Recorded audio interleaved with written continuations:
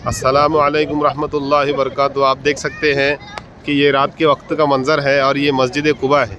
ये वो मस्जिद है जहाँ अल्लाह के रसूल सल्लल्लाहु अलैहि वसल्लम जब मदीने से आए, मक्के से आए, तो मदीना में इस जगह पर आपने 14 दिन तक मुकाम किया।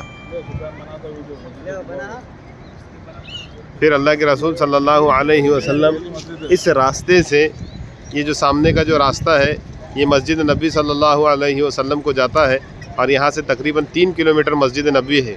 अल्लाह के रसूल सल्लल्लाहु अलैहि वसल्लम पैदल इस रास्ते से आते थे और यहाँ मस्जिद कुबा में आकर नमाज़ पढ़ते थे। यहाँ 2 रकात नमाज़ पढ़ने का सवाब एक उम्रे के बराबर है। जब अल्लाह के रसूल सल्लल्लाहु अलैहि वसल्लम के ज़माने में जब सहाबा मदीना आए तो कहने लगे, या रसूलुल्लाह सल्लल्लाहु अलैहि वसल्लम कि जब हम मक्का में थे तो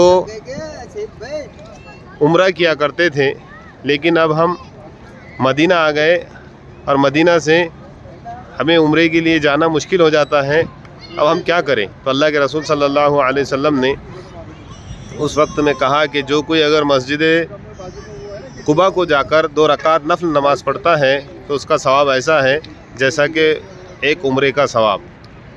तो यही वो मस्जिद कुबा है जहाँ 2 रकात नमाज पढ़ने का सवाब एक उम्रे के बराबर है। अस्सलामु अलैकुम रहमतुल्लाहि व बरकातुहू।